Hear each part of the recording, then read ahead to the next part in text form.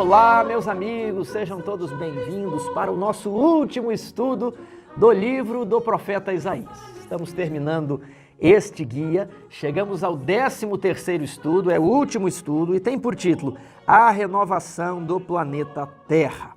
E você que gosta de estudar sobre profecia, eu gostaria de lhe indicar o canal História na Profecia. Eles estão fazendo ali a série sobre as 7 igrejas, saíram episódios novos, são episódios da mais alta qualidade, você pode conferir, vou deixar o link aqui na descrição. Tudo bem? Vamos terminar o nosso estudo profético de Isaías, mas você poderá continuar estudando o livro de Apocalipse no canal História na Profecia.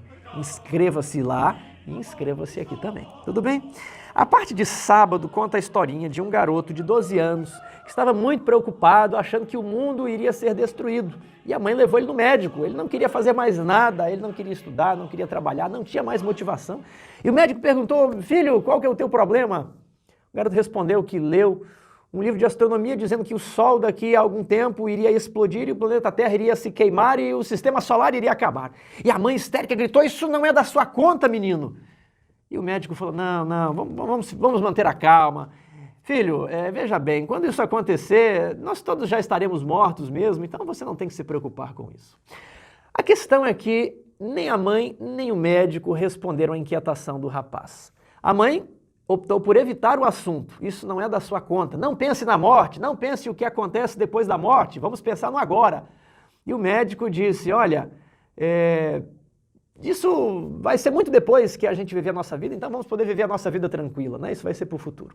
Então, o médico deu uma outra resposta, mas não satisfez o ponto principal, que é o sentido da vida. A mãe evitou e o médico diz que realmente não tem muito sentido, mas vai dar para viver bem aqui no mundo, né? Tudo que temos são os nossos 80 anos.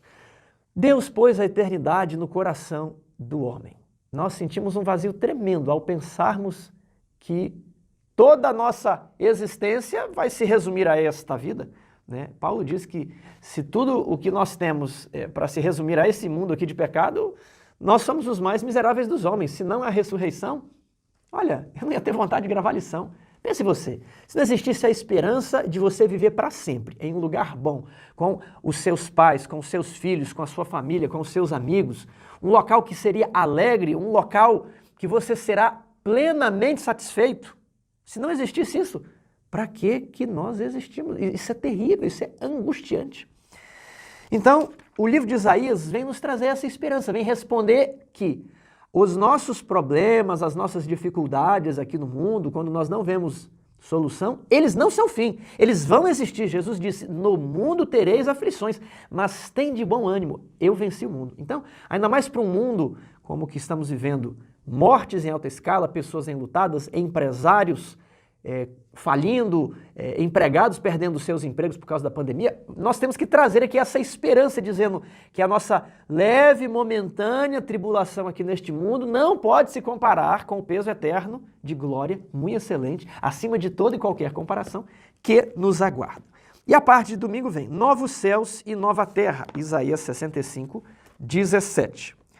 Porque eis que eu crio novos céus e nova terra, e não haverá lembrança das coisas passadas, jamais haverá memória delas.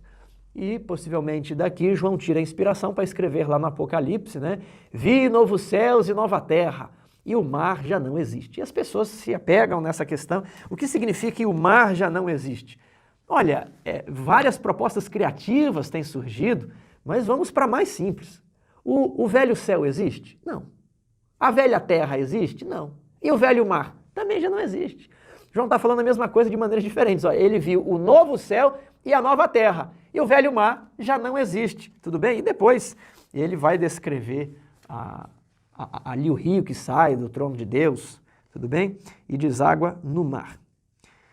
Que tipo de restauração? Então estamos lendo aqui, Isaías 65, verso 18 agora. Mas vós folgareis e exultareis perpetuamente no que eu crio, porque eu crio para Jerusalém alegria e para o seu povo regozijo. Então, o novo céu e a nova terra não vão ser um lugar entediante, chato, não. Será cheio de alegria, será cheio de novidade por toda a eternidade. E exultarei por causa de Jerusalém, e folgarei do meu povo, e nunca mais se ouvirá nela voz de choro nem de clamor. Não haverá mais nela criança para viver poucos dias, nem velho que não cumpra os seus. Porque morrer aos 100 é morrer ainda jovem, e quem pecar só aos 100 será amaldiçoado. Eles edificarão casas, e nelas habitarão, plantarão vinhas e comerão seu fruto. Não edificarão para que outros habitem, não plantarão para que outros comam, porque a longevidade do meu povo será como a da árvore, e os meus eleitos desfrutarão de todo as obras das suas próprias mãos. Não trabalharão debalde, nem terão filhos para a calamidade, porque são a posteridade bendita do Senhor, e os seus filhos estarão com eles. E será que, antes que clamem, eu responderei, estando eles ainda falando, eu os ouvirei. O lobo e o cordeiro pastarão juntos, e o leão comerá palha com o boi. Pó será a comida da serpente. Não farão mal nem dano algum em todo o meu santo monte, diz o Senhor. Lembro até da música, No Santo Monte do Senhor, né? Os animais se tornarão vegetarianos e um menino os guiará. Que imagem bonita. Tiago, mas eu não entendo algumas coisas aqui. Você falou que isso aqui representa o novo céu e a nova terra, mas há alguns versos que parecem não se encaixar. Quem pecar somente ao 100 será amaldiçoado. Diz mais aqui que a longevidade do povo será igual à árvore. Estando antes que clamem, eu os responderei. Como é que é isso daqui? Eu entendo que essa profecia, bem possivelmente, foi escrita para a restauração do povo após o cativeiro babilônico. Porém, as profecias de Deus, elas são condicionais. E o povo, nós estudamos em Esdras e Neemias, nunca aceitou as condições da aliança. Então, as bênçãos não vieram na medida que foram prometidas aqui em Isaías 65.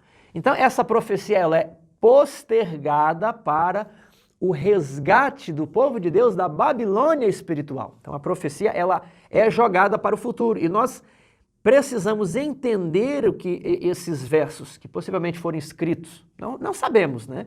Mas na mente do profeta seria para a restauração do retorno da Babilônia, eles serão para a restauração após a volta de Jesus, o novo céu e a nova terra. E dá para conciliarmos isso aqui, ó. Não haverá mais criança para viver poucos dias, nem velho que cumpra os seus. Olha, todos nós viveremos no vigor da eterna juventude, porque morrer aos 100 é morrer ainda jovem. Ninguém vai morrer aos 100, seremos eternos. E quem pecar, só aos 100 será amaldiçoado. Quem pecar, lá na nova terra alguém vai pecar? Não, então ninguém será amaldiçoado aos 100 anos. Edificarão casas e habitarão nela, plantarão vinhas e comerão. Sim, o céu não será um local de ócio, nós trabalharemos como Adão na terra pura ainda, antes da maldição do pecado, deveria trabalhar. O homem, ele precisa trabalhar, edificar, olhar as obras das suas mãos e ficar satisfeito. Esse é um dos sentidos da vida, por isso que o trabalho é uma bênção. Deus não colocou o trabalho apenas após o pecado. Deus dificultou o cultivo da terra, mas o trabalho já existia no Éden. Não edificarão para que outros habitem, não plantarão para que outros comam. Como é triste aqui, muitas vezes você batalha para comprar um carro, ele é roubado. O pai de família reforma, constrói uma casa, tem um infarto, morre. E quando nós conseguimos nos estabilizar, as crianças cresceram, você tem a casa, carro, aí as pessoas envelhecem e já não conseguem mais aproveitar o fruto do seu trabalho de toda a vida. Estão aposentados, mas às vezes não possuem mais saúde. Toda essa realidade vai mudar. Eu queria só mostrar que essa vida não tem sentido. Tudo aqui estraga. Você compra um carro novo, ele estraga. Você constrói a casa nova, em 5 anos a pintura já está velha. Tudo desbota, as roupas se rasgam. Nada aqui é permanente. Mas a nossa esperança, os nossos olhos devem estar na nova terra. Tudo bem? Vamos responder então a pergunta 2. Por mais agradável que seja essa descrição, por que ela não é um quadro completo da restauração e esperança final? Eu fiz as adaptações aqui, diz que essa profecia foi postergada. Então nós adaptamos isso aqui para a nova terra, porque a profecia ainda não se cumpriu. E lá os animais serão realmente vegetarianos. A lição destaca que as imagens usadas em Isaías 65 são semelhantes àquelas utilizadas em Isaías 11. E a expressão é a mesma. No santo monte do Senhor, os animais viverão em harmonia. Eu gosto muito de ver vídeo de animais, mas é triste porque para a vida de uns é preciso a morte de outros. Isso não mais haverá. A maldição que recaiu sobre a terra será retirada. Nunca mais sofreremos frio, nunca mais trabalharemos no sol quente, nunca mais passaremos medo, angústia, depressão. Isso vai acabar. Essa é a beleza do final do capítulo de Isaías. Isso vai acabar. E você precisa ter a sua esperança, a sua vida posta nisso aí. Se vier o bandido, não temerei. Deus estará conosco. Se vier a doença, não temerei. Porque para o crente, a morte, ela é um descanso dos seus afazeres. Ela é um partir para um dia se encontrar com o Senhor, na manhã da ressurreição. Então, nós não devemos temer nada nesse mundo. Os santos mártires não temiam a morte. E é por isso que os soldados romanos ficavam impressionados. Esse povo não tem medo de nada. Assim nós devemos viver. Por quê? Porque Deus nos promete algo maravilhoso. E ainda que morramos, Ele nos ressuscitará. Vamos para segunda-feira, imã divino. É um título meio estranho, mas está dizendo que a divindade irá atrair as pessoas. Olha só, leia Isaías 66, 1 a 19. Considerando o momento histórico dos escritos de Isaías, qual é a sua mensagem fundamental nessa passagem? Então, Deus está, de um modo, dizendo que abateria os soberbos, mas exaltaria os humildes. Os orgulhosos, os ímpios, esses receberiam a paga por suas ações. Mas os justos, aqueles que se humilham, eles seriam perdoados e restaurados, abençoados por Deus. Esse é o resumo. Agora, pergunta 4. Quais princípios espirituais são revelados em Isaías 66, verso 3? Vamos dar uma olhadinha aqui, Isaías 66, 3. O que imola um boi é como que comete homicídio. Mas não foi Deus que mandou imolar os animais? Agora eles são homicidas? O que sacrifica um cordeiro, como o que quebra o pescoço de um cão. O que oferece uma oblação, como o que oferece sangue de porco. O que queima incenso, como o que bendiza um ídolo. Como estes escolheram os seus próprios caminhos, e a sua alma se deleita nas suas abominações. Aí o verso 3. Assim eu lhes escolherei o infortúnio, e farei vir sobre eles o que eles temem. Agora, por que se Deus pediu os sacrifícios e os rituais, Deus está considerando, né, isso como assassinos, como pessoas que praticam maldade, porque eles escolheram os seus próprios caminhos. É o problema do ritualismo podre. Já exploramos isso aqui nas outras lições. A lição do capítulo 1 diz: quem requereu de vós o vir perante mim? Quem requereu de vocês vir à igreja nos sábados? Por quê? Porque eles estavam apenas praticando o ritual, mas o coração não estava nem aí para a lei de Deus. Tinham a aparência de religiosos, mas o coração não era perfeito para com Deus, o coração não era puro. Tiago, como essa mesma ideia pode ser expressa no contexto do cristianismo e da adoração nos dias de hoje?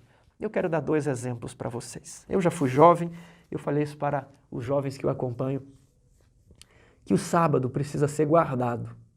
O sábado precisa ser guardado, não como um ritual, mas de maneira adequada. O problema é que nós entramos no pôr do sol de sexta, cansados, vamos dormir. É o único dia que o povo de Deus costuma dormir cedo. Estou falando de maneira genérica, para mexer um pouquinho com você. E aí vamos no sábado, igreja, fazemos depois aquele almoço, e aí vamos descansar, acordamos e o sábado não terminou. As pessoas ficam incomodadas. Elas já planejam o que vão fazer no sábado à noite, porque o sábado se torna uma desgraça, um dia incômodo, você está louco para que chegue logo o pôr do sol. É esse sábado que Deus não quer que a gente guarde. Ah, Tiago, então é melhor não guardar dia nenhum. Também está errado. Devemos guardar o sábado, mas da maneira correta. Devemos praticar os rituais e as cerimônias, mas com o coração puro. O batismo é um ritual. E o batismo não pode ser simplesmente um tomar banho no tanque batismal. E às vezes acontece o evangelismo e nós ficamos frios, numéricos, formais, e o que importa é Jesus falou que é para batizar.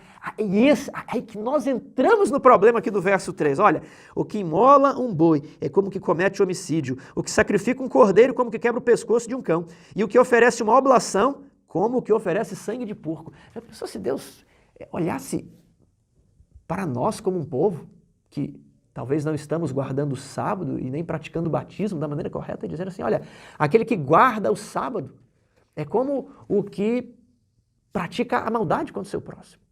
O que pratica o batismo apressado e refletido, apenas numérico, é como alguém que afoga o seu próximo, dando luz para ele, mas permitindo agora que ele se torne filho do diabo 2 vezes, como faziam os judeus. né? Jesus falou que os judeus rodavam o mundo para fazer um prosélito e depois deixavam que ele fosse filho do diabo. Então, não vamos batizar ninguém, é isso? Não, vamos batizar, mas batismo, guarda do sábado, santa ceia, o serviço e os programas da igreja não podem ser feitos com o fim em si mesmo, o programa pelo programa. Aí às vezes estamos tão empolgados no programa do Dia das Mães, no programa do Natal, no programa do Dia dos Pais, né, nos 10 dias de oração, mas quando é a missão para ajudarmos o nosso próximo, para levarmos luz a quem precisa, às vezes uma cesta básica, um alimento, e aí nós talvez ficamos na defensiva. Você está entendendo o problema do ritual, onde isso pode chegar? Então, essa foi a resposta da pergunta 4, né? Aplicando para o contexto do cristianismo e da adoração contemporâneas. De que maneira Deus serviu como um imã para atrair a si as nações? Aí ele pede para ler os versos 18 e 19. Porque eu conheço as suas obras e os seus pensamentos, e venho para ajuntar todas as nações e línguas. Elas virão e contemplarão a minha glória. Porém, entre elas um sinal, e alguns dos que foram salvos enviarei às nações, às ilhas remotas, lugares que jamais ouviram falar de mim, nem viram a minha glória. Preste atenção, contemplarão a minha glória no verso 18 e no 19, pessoas que não viram a minha glória. Eles anunciarão entre as nações a minha glória. Tiago, o que é esse a glória? Então, primeiro ponto, Deus reuniria um povo para ver a sua glória. E aí nós lembramos do texto de Jesus. Quando for levantado da terra, a todos atrairei a mim. Jesus foi rejeitado por Nazaré, Jesus estava sendo rejeitado pelos líderes da sua igreja, da igreja judaica.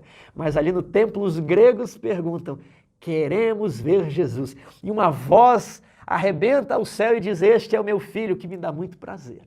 Aqui ele foi, o consolo de Jesus. As pessoas de longe viriam para ver a glória de Jesus. Quando for levantado da terra, atrairei todos a mim. Agora vamos lá para Êxodo capítulo 33, verso 18.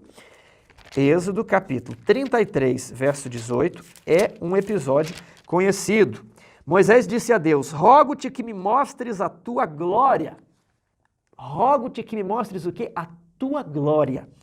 Respondeu-lhe o Senhor, farei passar toda a minha bondade diante de ti. Então, ao as nações se reunirem para ver a glória de Deus, o que elas estariam vendo? A bondade, o sacrifício de Cristo, que a todos reuniria aos pés de Jesus. E eles veriam a bondade de Deus de dar o seu único filho. Estudamos aqui em Isaías 53. Se fosse preciso alguma coisa mais para salvar o homem, o céu, as cortes celestiais, Deus o Pai, não tinha mais nada para oferecer. Jesus foi a maior de todas as dádivas. Deus deu tudo o que tinha. Então, as pessoas perceberiam essa bondade de Deus em entregar Jesus. E elas seriam atraídas ao desejado de todas as nações. Tudo bem? Vamos para a parte de terça-feira. Missionários e líderes de adoração. Pergunta 6. O que significa a profecia dos sobreviventes, trazendo pessoas das nações como oferta ao Senhor? Vamos ler aqui o verso 20 do capítulo 66.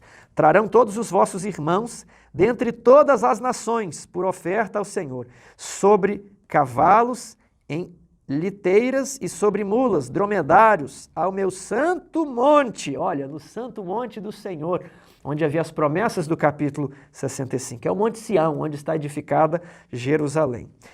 A Jerusalém, diz o Senhor, como quando os filhos de Israel trazem as suas ofertas de manjares em vasos puros à casa do Senhor. Então, o que significam essas pessoas? Seriam pregadores, seriam pessoas que seriam atraídas a Cristo, e a lição comenta aqui que essa é uma das afirmações mais claras da expansão missionária que aconteceria no Novo Testamento. Os primeiros cristãos espalharam o evangelho rapidamente em grande escala.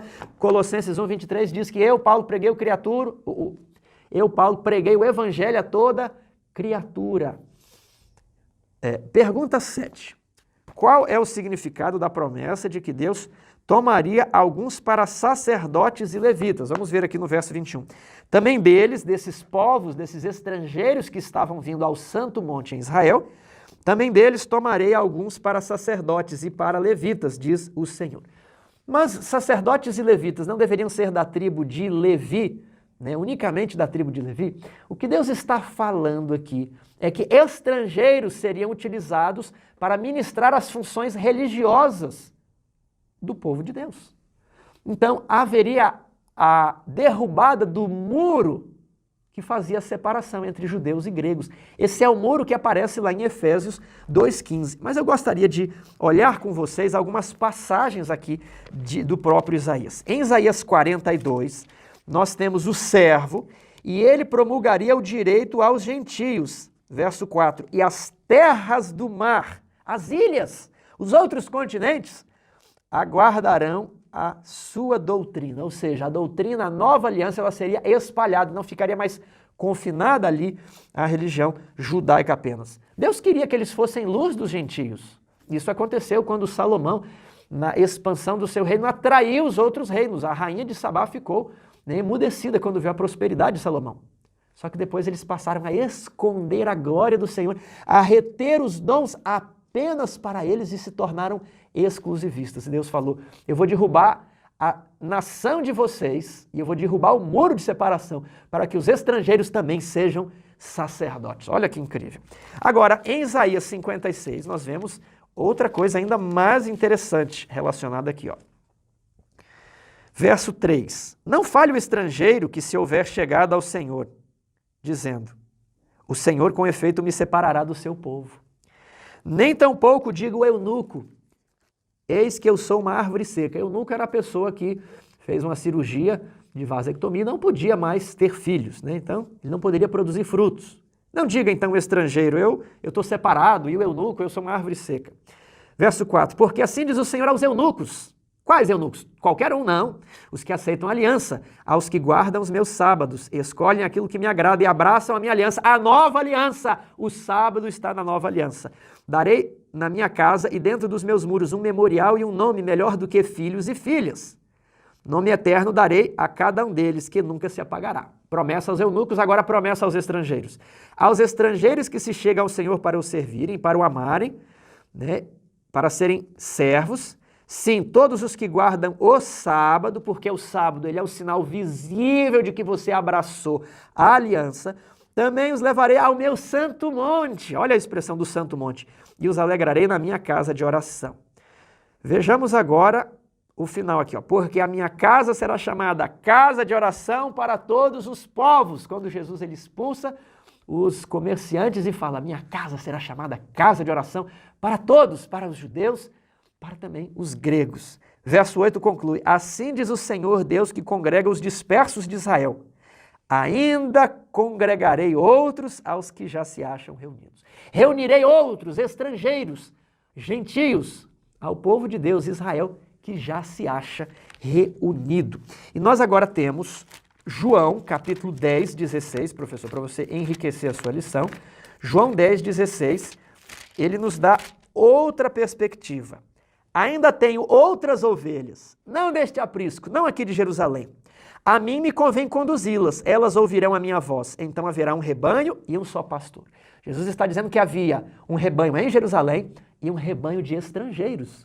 Mas ele iria um dia unir judeus e gentios em um só rebanho que obedece a um só pastor. Quando vamos a Apocalipse 14, nós temos o cordeiro, olha só, o pastor humilde em forma de cordeiro sobre o Monte Sião. E diz que os 144.000 o seguem aonde quer que o cordeiro vai. O pastor se torna um de nós, um do rebanho. E nós o seguimos como o rebanho segue o pastor. Que maravilha não será isso? Tudo bem? Então, exploramos aqui a parte de terça-feira e a de quarta-feira ela vem na continuidade de uma mesma comunidade de fé. Como essa mudança afetaria a renovada comunidade de fé? Aí Mateus 28, 19. Fazei discípulos de todas as nações, ok? Aí depois Atos 26, 20. O evangelho será levado aos gentios. Gálatas capítulo 3. De sorte que em Cristo não existe judeu nem grego, nem escravo nem liberto, nem homem nem mulher, porque todos vós sois um em Cristo. Então, haveria uma nova ordem mundial, não da política, mas de Deus. os judeus se uniriam ao povo de Deus. Da mesma maneira, irmãos, nós como adventistas não podemos ser exclusivistas. A maior parte do povo de Deus acha-se hoje nas corporações religiosas que fazem parte de Babilônia. E quando o Apocalipse 18 se cumprir, quando a chuva serôdia baixar, nós daremos o alto clamor que diz assim: sai dela, povo meu. Deus tem um povo em Babilônia. E esse povo é precioso aos olhos de Deus. Nós temos que zelar para atrair este povo aos pés do Salvador, para que reconheçam o verdadeiro evangelho, o evangelho eterno, sem mistura do vinho de Babilônia. Estou citando as 3 mensagens angélicas de Apocalipse 14 e a mensagem do 4º anjo de Apocalipse 18. Quando essa profecia de Isaías foi cumprida, essa profecia de estender a pregação aos gentios. E aí tem essa aqui, geralmente essas de 2 opções são muito fáceis, mas aqui eu acho que é uma pegadinha. Opção A, no ministério terrestre de Cristo. Quando Cristo morreu, então, abriu-se o evangelho aos judeus. E letra B, na morte de Estevão. Eu fiquei curioso, eu falei, o que a lição considera assim? Tem o comentarista, acho que aqui do Brasil, colocou assim, pergunta 8, resposta, aliás, a 8, resposta A. Isso, pergunta 9, resposta A. No ministério terrestre de Cristo. Eu, particularmente, tenho uma outra visão. E como que eu embaso essa outra visão? Daniel 9, 24. Diz ali, 70 semanas estão determinadas. Determinadas sobre quem? Sobre o teu povo. Então haveria um período de 490 anos para que o povo de Deus pudesse se arrepender. 70 semanas estão determinadas, separadas para o reino de Judá. E ali, em Atos 1:8, vamos abrir nesse outro texto, eu já estou aqui próximo, diz assim, mas recebereis o poder ao descer sobre vós o Espírito Santo. Isso é logo após a morte de Jesus, né? E serei minhas testemunhas, tanto em Jerusalém, na Judéia, Samaria, tudo isso fazia parte da terra do povo de Deus, da terra prometida. E depois, então, de Jerusalém, Judéia e Samaria, aos confins da terra. Quando nós estudamos o livro de Atos, nós vemos que eles pregaram ali para quem já era judeu, para fortalecer a base e o centro. Mas quando Estevão morre, aí há uma dispersão. E os que são dispersos da perseguição em Jerusalém, eles vão pregando a Jesus para os lugares onde eles se espalhavam. E daí Pedro recebe a visão para pregar a Cornélio, e no capítulo 9, Saulo é escolhido como ministro dos gentios. Então eu entendo que essa profecia de Isaías se cumpre ao fim das 70 semanas, no ano 34, com a morte de Estevão. Ok? O muro lá de Efésios 2:15, que é a antiga aliança, vamos ver isso aqui no próximo estudo, no próximo trimestre. Estudaremos as 2 alianças, a velha aliança e a nova aliança, é a teologia das alianças, para que nós consigamos entender textos como Efésios 2:15. Derrubou o muro que nos fazia separação, né? Anulou ali os mandamentos em forma de ordenanças, cravando-os na cruz. Então, vamos ter de entender esses textos aí. Mas esse muro é a separação, aquela aliança que fazia a separação entre judeus e gentios. Vamos terminar a nossa lição, quinta-feira, a posteridade e o nome dos salvos. Vamos ler os últimos versos de Isaías.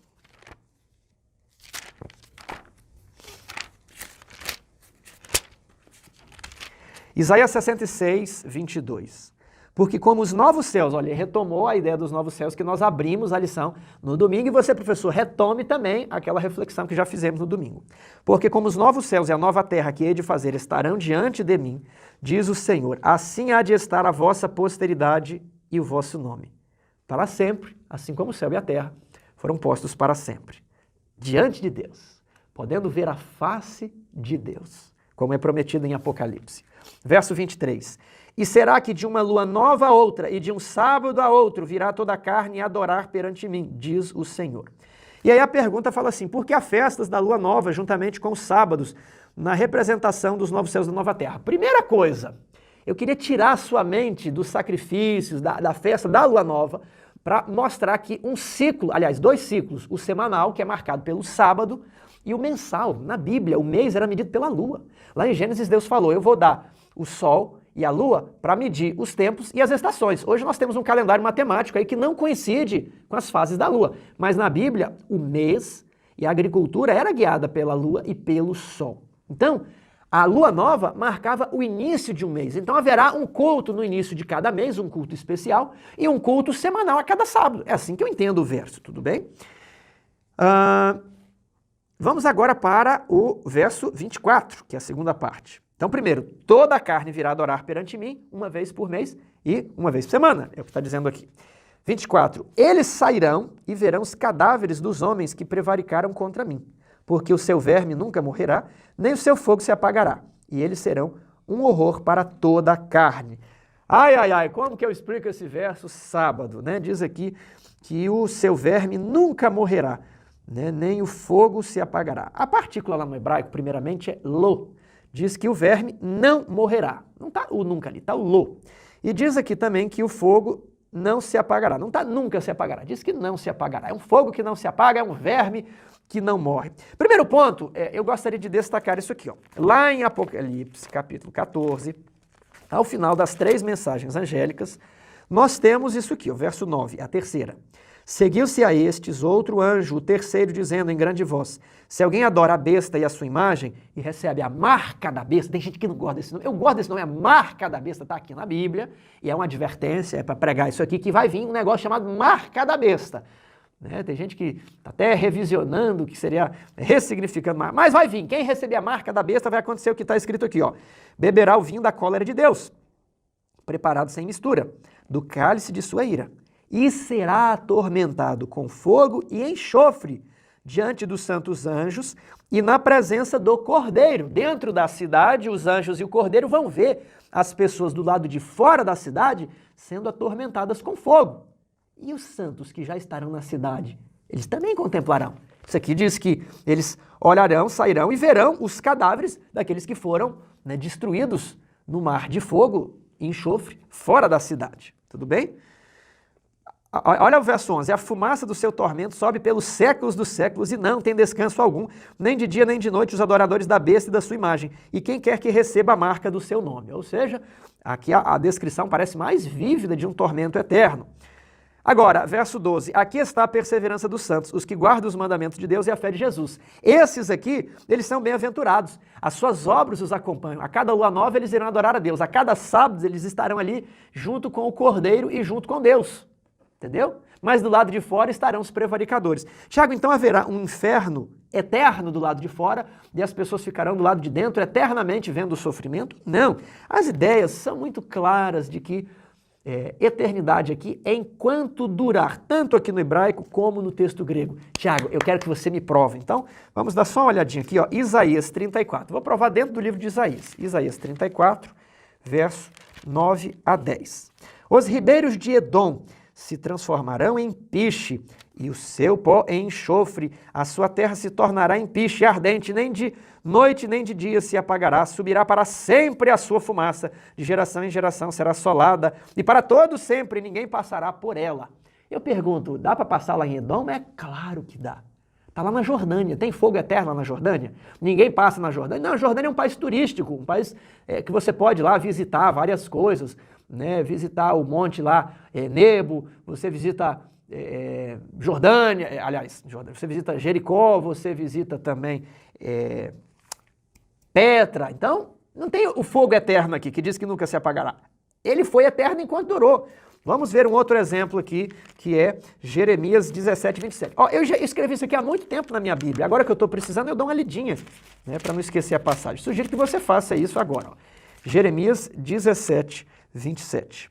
Mas se não me ouvirdes e por isso não santificardes o dia de sábado e carregardes alguma carga quando entrardes pelas portas de Jerusalém no dia de sábado, então acenderei fogo nas suas portas, o qual consumirá os palácios de Jerusalém e não se apagará. Eu pergunto, tem fogo lá em Jerusalém? Eu fui todas as portas da cidade antiga. Não havia fogo em nenhuma. Então, ou a gente vai fechar a Bíblia e falar que a Bíblia está errada, né? Que a Bíblia diz que o fogo de Jerusalém nunca iria se apagar, ele se apagou, é possível comprovar isso, ou nós temos que entender esse não se apagará, como não se apagará enquanto cumprir a maldição ali, o castigo. Mas aí o tradutor que acredita na imortalidade da alma, inferno, ele vai e dá um colorido diferente aqui no verso 24, como que o verme nunca iria morrer e o fogo nunca iria se apagar. Não, enquanto houver o castigo, ninguém vai poder fazer nada, não vai ter como fugir do fogo, não vai ter como fugir do verme. O castigo vem e o fogo que é para queimar, ele vai queimar até Deus falar, para, e ninguém vai apagar o fogo antes, e o verme não vai morrer antes. Então, em resumo, é o mesmo resumo lá das 3 mensagens angélicas. A primeira, temer a Deus e dar-lhe glória, porque é chegada a hora do juízo. Prepare-se, Deus está julgando as pessoas. Já começou. Segunda mensagem, a corporação religiosa que se intitula ali seguidora de Cristo é falsa, é Babilônia. E a sua máscara já caiu, caiu Babilônia. Então você pode escolher, ou adorar a Deus, porque chegou a hora do seu juízo, ou você adora a Babilônia. A terceira mensagem, ela fala, quem adorar a besta e receber a marca da besta, vai ser queimado com fogo. Mas quem guardar os mandamentos e tiver a fé de Jesus, as suas obras os acompanham. Aqui está a perseverança, o esforço deles, aqui está a recompensa, eles estão na cidade. Então você escolhe na terceira mensagem, aqui é a mesma coisa. Eu vou fazer um novo céu. Os soberbos, os ímpios, eles vão ficar lá queimando com o verme. Agora, vocês, se forem fiéis, se arrependerem e mudarem de vida, estarem preparados por ocasião da morte ou da volta de Jesus, vocês folgarão eternamente naquilo que Deus cria. Haverá alegria na nova Jerusalém. Então essa é a mensagem. Lembre de Romanos 11, 22. Considerai, pois, a bondade e a severidade de Deus, para com os que caíram, para contigo bondade, se nela permanecerdes. Para com os que caíram, severidade. E você permanece, senão você também será cortado. Romanos 11, 22. Eu gostaria de terminar com aquela ideia que está lá em O Grande Conflito, na parte de sexta-feira. É dito que quando os remidos forem glorificados, nós poderemos voar, nós poderemos ter acesso a qualquer lugar do planeta. Nós viveremos milhões e milhões, bilhões e bilhões, trilhões e trilhões de anos. Ali toda a faculdade será levada avante, os maiores projetos, as maiores ambições serão implementadas, realizadas. E quando nós acharmos que já atingirmos tudo, quando tivermos feito tudo e realizado todos os nossos planos, nós vamos olhar para o horizonte e percebermos que há um infinito para além. O grande conflito terminou. Pecado e pecadores não mais existem. O universo inteiro está purificado. Uma única pulsação de harmonia e felicidade vibra por toda a vasta criação. Daquele que tudo criou emanam vida, luz e alegria por todos os domínios do espaço infinito. Desde o minúsculo ato até o maior dos mundos, todas as coisas animadas e inanimadas, em sua serena beleza e perfeita alegria, declaram que Deus é amor. Deus ama você. Deus morreu por você. Ele quer que você se arrependa. Ele quer se encontrar, olho no olho com você. Você poderá ver o rosto de Deus Pai.